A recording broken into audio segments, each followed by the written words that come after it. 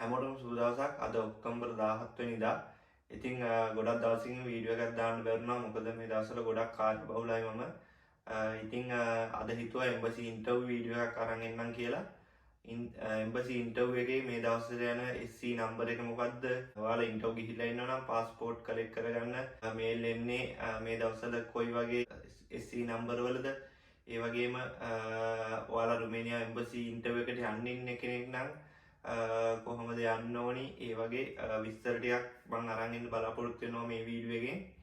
ඉතින් මතකතුව මගේ channel එක subscribe කරලා නැත්නම් subscribe කරලා bell icon එකත් ඔබලා තියාගන්න. ඔයාලට ඉස්සරහට දිගටම මම වීඩියෝ කරන්න බලාපොරොත්තු වෙනවා. ඒ වගේම family reunification visa ගැන මම ඉස්සරහට වීඩියෝ අරන් එන්න බලාපොරොත්තු වෙමින් ඉන්නවා. මොකද ඒ වැඩවල තමයි මේ දවස්වල පොඩ්ඩක් මම busy වෙලා හිටියේ. ඉතින් ෆැමිලි රිනොවේෂන් ඩොකියුමන්ට් හදන විදිය ඒ වගේ ඩොකියුමන්ට් කොහොමද අපි ලෑස්ති වෙන්න ඕනි. ඔයා දැන් ලංකාවෙන් එන්න ඉන්න එක්කෙනෙක් නම් ඔයා ලංකාවෙන් එනකොටම මේ ඩොකියුමන්ට් ටික හදාගෙන අවශ්‍ය ඩොකියුමන්ට් ටික හදාගෙන රෙඩි කරගෙන ආවොත් ඔයාට ආපු ගමන් ඔයාගේ TRC එක හදාගෙන ඊට පස්සේ ඔයා මෙහි වෙනම ඇකොමඩේෂන් එකක් හරි අරගෙන ඊට පස්සේ මේ පාත් එකේ දිගේ යන්න පුළුවන්. එතකොට ඔයා දැනුවත් වෙලා හිටියොත් ඔයාට ලේසි ඉක්මනින් මේ process එකේ යන්න. ඉතින් ඒ ගැනත් මම වීඩියෝ ඉස්සරහට අරන් ඉන්න බලාපොරොත්තු වෙමින් ඉන්නවා. ඔයාලට ඒ වගේ වීඩියෝ එකක් අවශ්‍ය නම් කමෙන්ට් එකක් දාන්න. මම family reunification visa වලට කොහොමද ડોකියුමන්ට් හදාගත්තේ, මොන වගේ වියදමක් ගියාද, කොහොමද accommodation හොයාගන්නේ, කොහොමද කොයි වගේ city එකද ලේසි, ඒ වගේම කොච්චර සල්ලි පෙන්නන්න ඕනිද, show money පෙන්නන්න ඕනිද, bank statement, ඒ වගේම කොහොමද සුපර් ලීගලයිස් කරගන්නේ, පොලිස් රිපෝට් සර්ටිෆයි කරන්නේ, ඒ වගේම මෙහි නෝතාර් ඉන්නවා. නෝතාර් කියන්නේ ලෝයට. එතකොට ලෝ එකෙන් කොහොමද ડોකියුමන්ට් හදාගන්නේ, ඒ වගේ ගොඩක් විස්තර මම අරන් එන්න බලාපොරොත්තු වෙනවා ඉස්සරහට තවත් වෙනත් වීඩියෝ එකකින්. ඉතින් අද වීඩියෝ එකකින් අරන් එන්නේ එම්බසි අප්ඩේට් ගැන හින්දා අපි යමු වීඩියෝ එකට. ඔයාලට අවශ්‍ය නම් ෆැමිලි රියුනිෆිකේෂන් වීසා ගැන කොහොමද කරගන්නේ කියලා මට කමෙන්ට් එකක් දාන්න. ඒ වගේම ඕන උදව්වක් කරනවා මම. මගේ Facebook page එකකුත් තියෙනවා. ඉතින් Facebook page එකෙත් දිගටම වීඩියෝ post දානවා. ඉතින් ඒකත් like කරලා තියාගන්න, follow කරලා. ඉතින් මේ දවස්වල කාර්යබහුල හින්දා තමයි පොඩ්ඩක් මාස දෙකක් විතර වීඩියෝ දාගන්න බැරි වුණේ. ඉතින් දිගටම ඉස්සරහට වීඩියෝ දානවා. ඒ හින්දා දිගටම මාත් එක්ක එකතු වෙලා ඉන්න කියලා ආරාධනා කරනවා. මං කලින් මාස දෙකකට විතර කලින් දැම්මා වීඩියෝ. ඒ කියන්නේ එම්බසි අප්ඩේට් ගැන SC නම්බර් 170 ගණන් යනකොට තමයි මං 79 80 වගේ අද්දි තමයි මම අන්තිම වීඩියෝ එක දාලා තියෙන්නේ. ඒ වීඩියෝ බලපු අය දැනට රුමේනියාට ඇවිල්ලත් ඇති. ඉතින් එහෙම ඇවිල්ලා ඉන්න කෙනෙක් මේ වීඩියෝ එක බලනවා නම් කමෙන්ට් එකක් දාන්න. ඒ වගේම මගේ වීඩියෝ බලලා ඔයා රුමේනියාට ඇවිල්ලා ඉන්න කෙනෙක් නම් තවත් අයට බලන්න ෂෙයා කරන්න කියලා ආරාධනා කරනවා. ඒ වගේම මේ වීඩියෝ එකේ මොකක් හරි අඩුපාඩුවක් තියෙනවා නම් යටින් කමෙන්ට් එකක් දාන්න. ඉතින් හරි දැන් වැඩි කතා නැතුව අපි යමු මේ දවස්වල යන එම්බසි ඉන්ටර්විව් එක.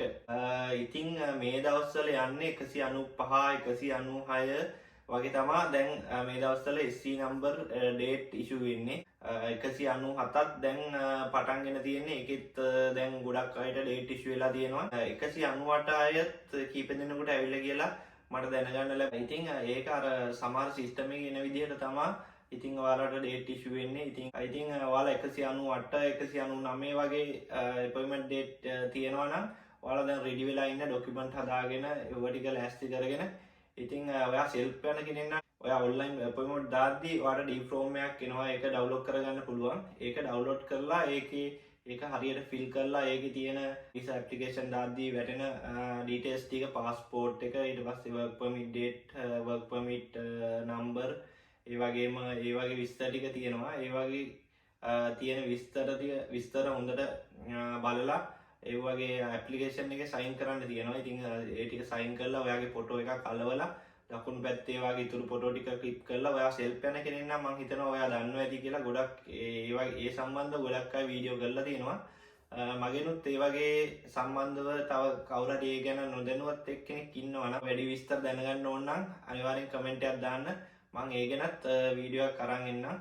ඒ වගේම තව මොන විස්තරද අරන් එන්න ඕනි කියලා කමෙන්ට් එකක් දාන්න අනිවාර්යෙන්. ඔයාලගේ අදහස් ගොඩක් වටිනවා. ඉතින් දැන් අපි ඉන්ටර්ව් ගියපු අය ගැන කතා කරොත් ඉන්ටර්ව් ගියපු අය ඉන්නවා සාමාන්‍යයෙන් ඉන්ටර්ව් ගියව ඉඳන් මාසයක් විතර යනවා පාස්පෝර්ට් කලෙක්ට් කරගන්න. ඉතින් සාමාන්‍යයෙන් ඔයා ඉන්ටර්ව් ගිහිල්ලා SC නම්බර් එක 195 194 193 192 91 90 වගේ ඒ වගේ ඩේට් SC නම්බර් වල කට්ටිය නම් ඔයාලට ඒ කියන්නේ ඔයාලා ඉන්ටර්ව් ගියපු ඩේට් එකත් එක්ක මාසෙකින් වගේ සාමාන්‍යයෙන් එනවා පොත් කලෙක්ට් කරගන්න මේල්. දැන් අද සිකුරාදා දවසේ අද ගොඩක් අයට ඇවිල්ලා තියෙනවා. ඔයා පාස්පෝර්ට් කලෙක්ට් කරගන්න ගැන කතා කරොත් පාස්පෝර්ට් කලෙක්ට් කරගන්න ඇවිල්ලා තියෙනවා 188 189 90 91 වගේ අයට. ඔයා සැප්තැම්බර් අන්තිම සතිය වගේ එම්බසි ඉන්ටර්වයු එකට ගියා නම් ඔයාට පොත් කලෙක්ට් කරගන්න දැන් මේල් ඇවිල්ලා ඇති කියලා මම හිතනවා. ඒ වගේම ඔයාට ඩේට් ඇවිල්ලා නැත්නම් දැන් සඳ තමයි ඩේට් පොත් කලෙක්ට් කරගන්න ඩේට් එක ඇවිල්ලා තියෙන්නේ. ඉතින් ඔයාට ඒ දවසේ ආවේ නැත්නම් ඔයා අනිවාර්යෙන් ලබන සතිය අප්ඩේට් එකේ ඉන්න. මොකද ලබන සතිය අනිවාර්යෙන් අනිත් අයටත් මේල් වෙයි කියලා හිතනවා. SC නම්බර් 189 90 91 ඒ වගේ අයට තමයි පොත් කලෙක්ට් කරගන්න ඇවිල්ලා තියෙන්නේ. ඊට අමතරව 92 93 94 ඒ වගේ දැන් ඉන්ටර්වයු ගියපු එක්කෙනෙක් නම් ඔයා සාමාන්‍යයෙන් දවසට එකපාරක් හරි වගේ මේල් චෙක් කරලා බලන්න. සාමාන්‍යයෙන් මාසයක් යද්දී අනිවාර්යෙන් පොත් කලෙක්ට් කරගන්න මේල් එනවා. ඔයා අද සබ්මිට් කරොත් සබ්මිට් කරනවා කියන්නේ ඔන්ලයින් අපොයින්ට්මන්ට් එකක් දානවනේ. එතකොට ඒක දැම්මොත් කොච්චර කාලයක් යනවද කියලා අපි බලමු. දැන් අද සාමාන්‍යයෙන් 190 වගේ SC නම්බර් තියෙන එක්කෙනෙක් නම් එයාලා සාමාන්‍යයෙන් ජනවාරි මාසේ දෙවෙනි සතිය, තුන්වෙනි සතිය, හතරවෙනි සතියේ වගේ සබ්මිට් කරපු අය තමයි ඒ අයට තමයි දැන් ඩේට් ඉෂුව වෙන්නේ. ඒ කියන්නේ සැප්තැම්බර් මාසේ, ඔක්තෝබර් මාසේ වගේ තමයි ඩේට් ඉෂුව වෙන්නේ. කියන්නේ ඔයා එම්බසි එකට ෆිසිකල් සහභාගී වෙන්න ඩේට් ඉෂුව වෙන්නේ ඒ වගේ දවස් වෙනකොට. ඉතින් සාමාන්‍යයෙන් ජනවාරි ඉඳන් 9 වෙනි මාසේ වගේ වෙනකන් සාමාන්‍යයෙන් මාස 8ක් 9ක් විතර යනවා දැන් ඔයාට එම්බසි ඉන්ටර්වියු එකට මුහුණ දෙන්න. ඉතින් ඉස්සරහට තවත් ස්පීඩ් කරනවා කියලා දාලා තියෙනවා. මේ ටොපික් එක දෙසැම්බර් වෙද්දී ඉවර කරනවා කියලා තමයි මේ දවස්වල සාකච්ඡා වෙනවා කියලා අපිට ආරංචි උනේ. මම හිතනවා සාමාන්‍යයෙන් මාස 6ක් 7ක් විතර යද්දී මේ දවස්වල සබ්මිට් කරන අයට එම්බසි ඉන්ටර්වියු එකට ෆිසිකල් සහභාගී වෙන්න ලැබෙයි කියලා මම හිතනවා. ඉතින් ඔයාලා ඒ වෙනකොට ඉතින් සාමාන්‍යයෙන් රැකියාවක් කරනවා නම් අනිවාර්යෙන් රැකියාවෙන් අයින් වෙන්නේ නැතුව එම්බසි ඉන්ටර්වියු එකටම ඩේට් එකක් එනකම්ම රැකියාව කරගෙන ෆැමිලි රියුනිෆිකේෂන් අය ඉන්ටර්වියු යන අයට නම් ඒක ලොකු ගැටලුවක් නෑ. මොකද දැන් ඔයා සබ්මිට් කරලා පස්සේ අනිවාර්යෙන් සතියක් උඩරිම දෙයක් යද්දී ඔයාලට ඩේට් එනවා. ඒ ඩේට් එන්නේ සතියක් දෙකක් විතර ඇතුළත තමයි ඩේට් එකක් එන්නේ. සාමාන්‍යයෙන් ෆැමිලි රියුනිෆිකේෂන් අයට නම් මාස 7ක් 8ක් වගේ ඉච්ච ලොකු කාලයක් යන්නේ නැහැ. මාසයක් විතර තමයි යන්නේ. ඒ අයට ප්‍රමුඛත්වය දෙනවා. ඉතින් ෆැමිලි රියුනිෆිකේෂන් ගැන මම ඉස්සෙල්ලා කිව්වා වගේම ඔයාලට ගොඩක් වැදගත් කරුණු ඇතුළත් කරලා හොඳ වීඩියෝ ටිකක් මම ඉස්සෙල්ලාට අරන් එන්නම්. ඔයාලගේ වටිනා අදහස් කමෙන්ට් එකක් දාන්න. එතකොට මට ඒ ඔයාලට ඕන විදිහට අවශ්‍ය තොරතුරු අරන් එන්න පුළුවන්. දැන් වින්ටර් එක පටන් ගෙන තියෙන්නේ. දැන් මේ දවස්වල ගොඩක් සීතලයි. සාමාන්‍යයෙන් එන සිටි වල අණුව වෙනස් වෙනවා. ඒක ඔයාලට උනත් සර්ච් කරලා බලන්න පුළුවන්. වෙදර් කියලා ඇප් එකක් තියෙනවා ඕන කෙනෙකුගේ ෆෝන් එකේ. ඉතින් ඒකට ගිහිල්ලා සිටි එක සිලෙක්ට් කරලා ඔයාලට බලන්න පුළුවන්. මැක්සිමම් මිනිමම් කොච්චර කියන්නේ ටෙම්පරේචර් එකක් තියෙනවද කියලා ඔයා යන්න බලාපොරොත්තු වෙන සිටි එකේ. ඉතින් මේ දවස්වල අපිට නම් මං ඉන්න සිටි එකේ සාමාන්‍යයෙන් වැඩිම යන්නේ 17 18 වගේ. අඩුම 5 6 වගේ තමයි තියෙන්නේ පාන්දරට. අනික් කාරණාව තමයි ඔයා මේ දවස්වල දැන් මේ සතිය ලබන සතිය වගේ රුමේනියාවට එනවා නම් අනිවාර්යෙන් ජැකට් එකක් වගේ අරන් එන්න. මේ වගේ ජැකට්. ඉතින් මේ වගේ ජැකට් එකක් දැන් සාමාන්‍යයෙන් දැන් සමර් එකේදී මේ වගේ ජැකට් ගොඩක් ගණන් අඩුයි. සාමාන්‍යයෙන් ලේ 20ට 25ට වගේ මේ වගේ ජැකට් තියෙනවා.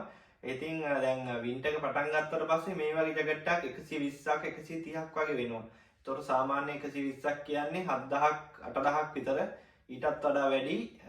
ඉතින් ඒ වගේ වෙනවා. සමර් එකේදී මේ වගේ ඇඳුම් වින්ටර් එකට අවශ්‍ය දේවල් අරන් තියාගන්න එක ගොඩක් වටිනවා. ඒ වගේම දැන් ඔයා මේ දවස්වල එනවා නම් අනිවාර්යෙන් ජැකට් එකක් අරන් එන්න.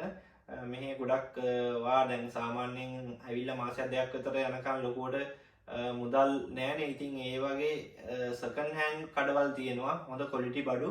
ඉතින් ඔයාට අවශ්‍යතාවය අනුව අලුත් ඒවා සෙකන්ඩ් හෑන්ඩ් ඒවා ඒ වගේ ඒවා ගන්නත් පුළුවන්. ඉතින් ඉස්සරහට තවත් අලුත් වීඩියෝ එකකින් හම්බෙමු. එහෙනම් හැමෝටම සුබ දවසක්.